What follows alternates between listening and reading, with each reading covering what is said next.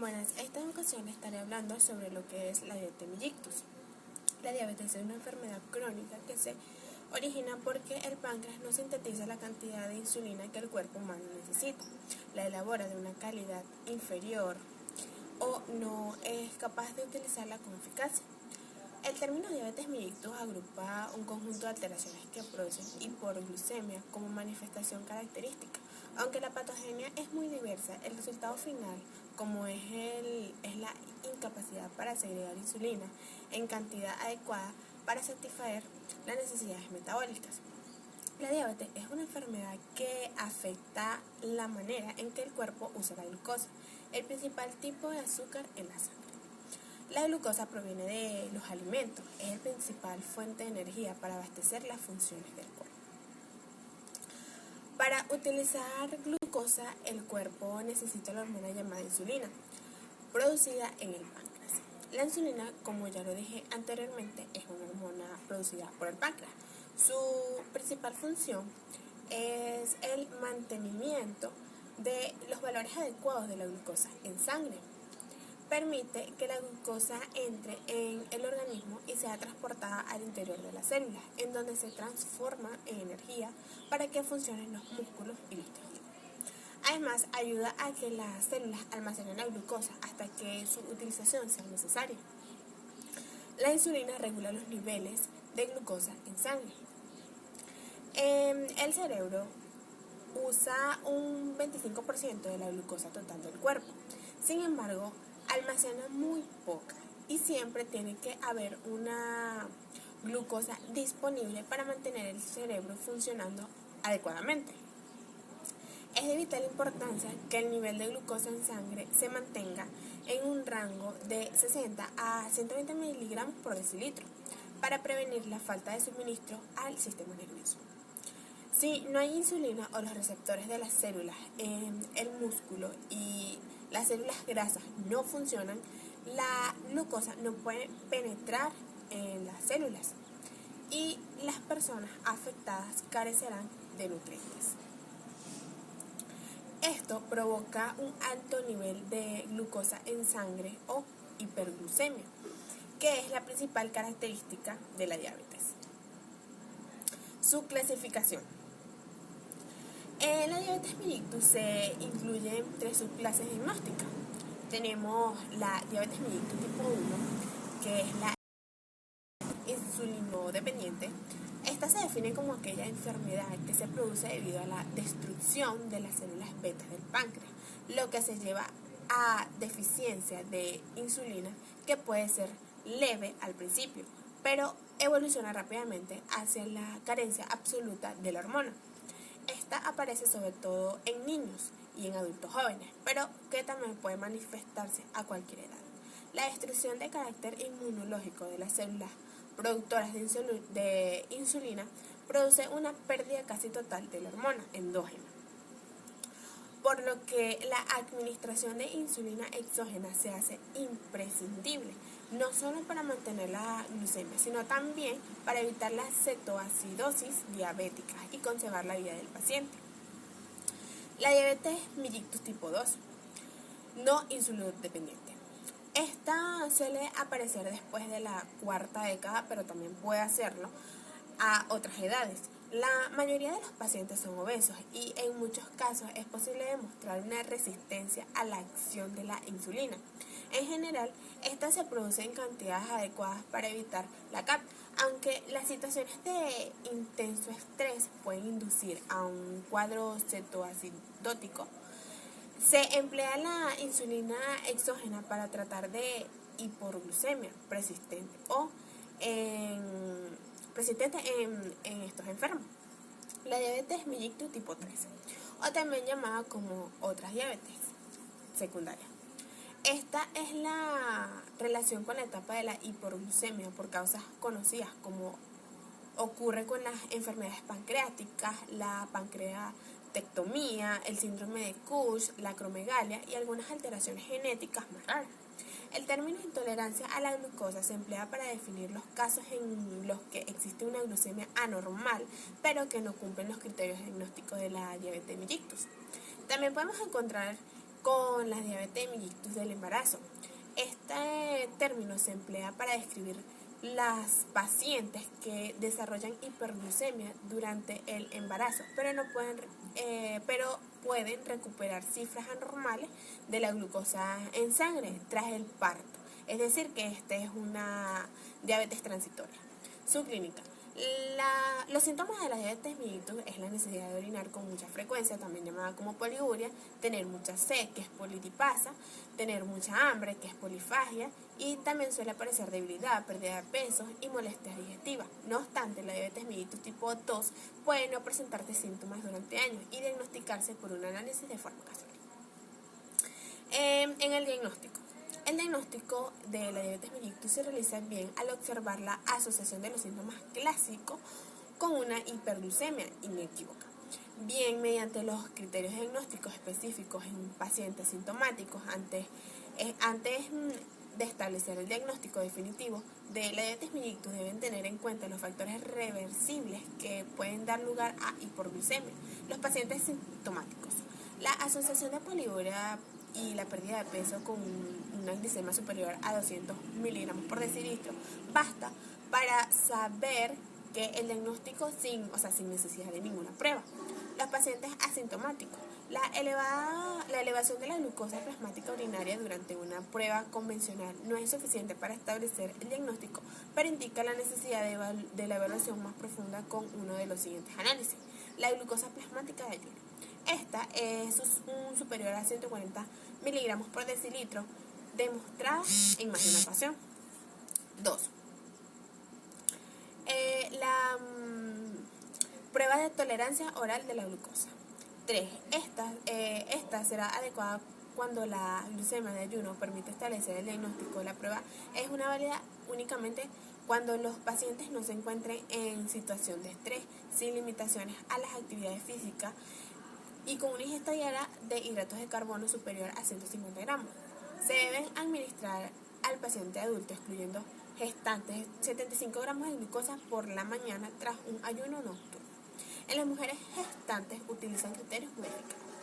Es importante la valoración de las complicaciones de la diabetes mellitus a la larga evolución. Los enfermos con diabetes mellitus desarrollan complicaciones crónicas para las que no existen unas líneas generales uniformes de atención sistemática, si bien es importante tener en cuenta su existencia a la hora de hacer la historia clínica y la exploración física. En aquellos sujetos de los que se sospeche o se sepa que aparece una hiperglucemia de más de 10 años de evolución, son de particular importancia en la exploración oftalmoscópica, la valoración de la función cardiovascular y el estado neurológico, y la exploración de los pies. En los análisis de orina hay que incluir la investigación de proteínas y en los casos proteinuria se debe hacer un control periódico de la creatinina sebérica. El tratamiento de la diabetes mellitus. Los objetivos del tratamiento de la diabetes mellitus son evitar las consecuencias inmediatas de las insuficientes en su clínica, como son la hiperglucemia sintomática, por ejemplo la poliuria, la polidipsia y la pérdida de peso. El síndrome hiposmolar no cetónico. Hay también reducir las complicaciones de la enfermedad crónica. Existen datos que inician que las complicaciones tardías de la diabetes mellitus se deben a las alteraciones metabólicas que induce, por lo que el control de la hiperglucemia podría reducir su incidencia. El medio debe aplicar a cada paciente un plan terapéutico que le permita obtener el mejor control posible de la glucemia sin inducir cuadros frecuentes o graves de hiperglucemia. Por lo tanto, será necesario el tratamiento individual, aunque la mayoría de los casos existe la posibilidad de aplicar las siguientes líneas maestras, como lo son la educación del paciente. El tratamiento de la diabetes mellitus solo puede hacerse cuando el paciente conoce su enfermedad y será más fácil si éste es capaz de tomar las decisiones más adecuadas día a día. La educación precoz. Esta debe estar los aspectos prácticos de la atención al diabético, incluyendo la planificación de las dietas y las técnicas de control de la glucosa y la cetona. Se debe explicar la relación existente entre la dieta, actividad física y medicación. Instrucciones escritas específicas sobre las medidas que hay que tomar en casos urgentes o antes recurrentes.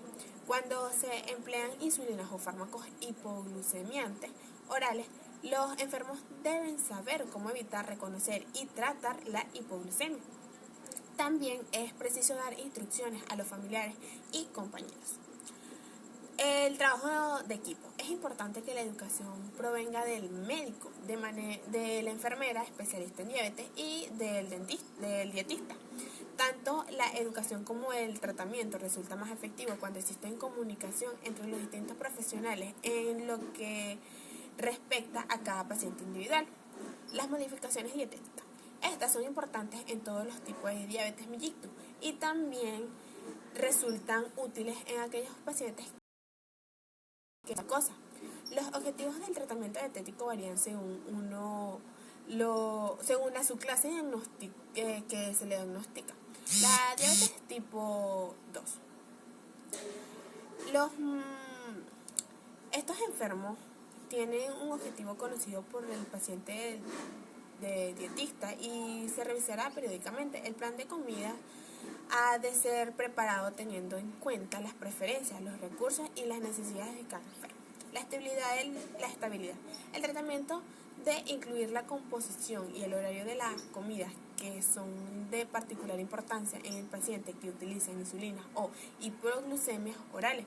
Un plan óptimo o proporcionará una alimentación diaria que provea de cantidades de carbohidratos y contenidos calóricos. Existe una equivalencia del paciente motivado a obtener una dieta, está logrando un tiempo cierta libertad de elección.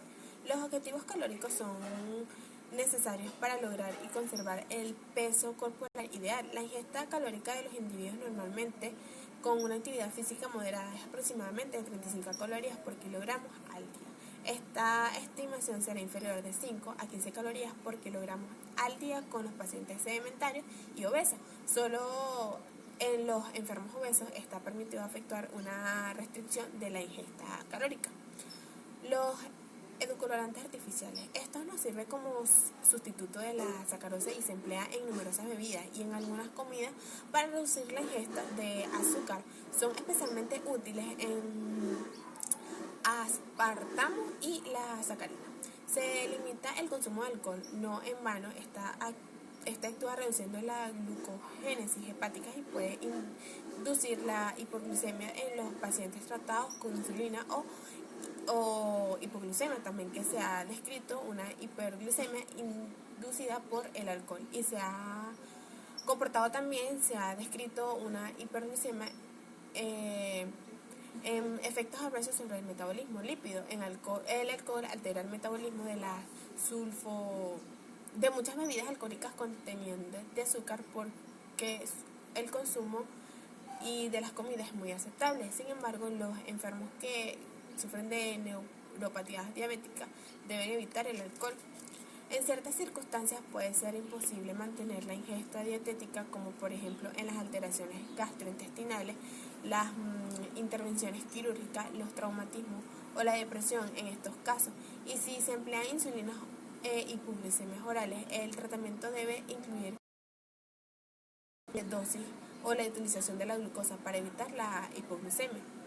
El ejercicio físico. Este facilita la utilización de la glucosa y eleva el metabolismo basal. En los individuos normales, el incremento de la utilización de la glucosa se compensa mediante la producción glucogénica por el hígado, lo que no ocurre en los pacientes diabéticos, en los que pueden producirse una importante hipoglucemia si la diabetes mellitus no está controlada, o una hipoglucemia si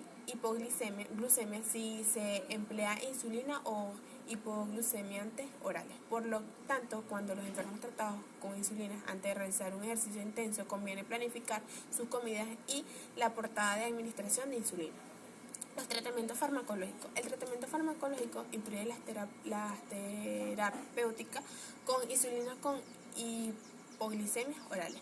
Las decisiones que deben tomarse sobre los tratamientos farmacológicos deben basarse fundamentalmente en el tipo de diabetes mellitus de que se trate y en la necesidad de controlar la glucemia.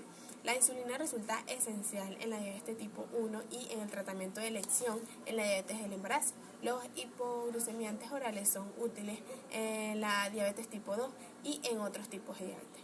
Las modificaciones del tratamiento. Eso depende del objetivo de para cada paciente en lo que al control de la glucosa se refiere. Todos los cambios deben ir acompañados de una educación del enfermo. El control de los tratamientos. Los objetivos de tratamiento hacen necesaria una cuidadosa atención en estado de control de la glucosa y la posibilidad de aparición de complicaciones agudas o crónicas. En la primera valoración del paciente se debe realizar una cuidadosa de la hipoglucemia sintomática, incluyendo el desarrollo de poliuria, nicturia y el estudio en síntomas más útiles, como el cansancio o visión borrosa. La exploración física a estudiar las posibles complicaciones de una enfermedad crónica que afecta a los ojos, el corazón, los riñones, los nervios y la piel. Haremos que siga un tratamiento farmacológico y que se ha de investigar la hipoglucemia. Es preciso medir la glucosa para comprobar la eficacia del tratamiento y dirigir sus posibles modificaciones. El parámetro terapéutico tradicional es la glucemia. El empleo de tiras reactivas en glucosa oxidasa permite una valoración frecuente de la glucemia en el hospital, así como un régimen ambulatorio, y constituye un método para controlar la glucosa de ayuno preprandial y postprandial. Ahora hablemos de la insulina. La administración de insulina produce un descenso de la glucemia en la diabetes mellitus. Sin embargo, para que el tratamiento sea óptimo, es preciso que resulte lo más parecido posible a la liberación fisiológica de la hormona, la que puede ser difícil de conseguir, no solo mediante la administración subcutánea de esta, sino incluso cuando la perfusión intravenosa. Existen varios tipos de presentación de insulina modificada que permiten controlar una diversidad de procedimientos encaminados a hacer que la liberación de insulina inyectada en el tejido subcutáneo sube la necesidad basales y las derivadas de una variada ingesta de alimenticia. Existen diversas presentaciones de insulina, como ya lo dije anteriormente. Está la insulina de acción rápida, la insulina cristalina corriente, regula por vía intravenosa, la insulina cristalina administrada por vía intramuscular y las insulinas de acción intermedia. Gracias.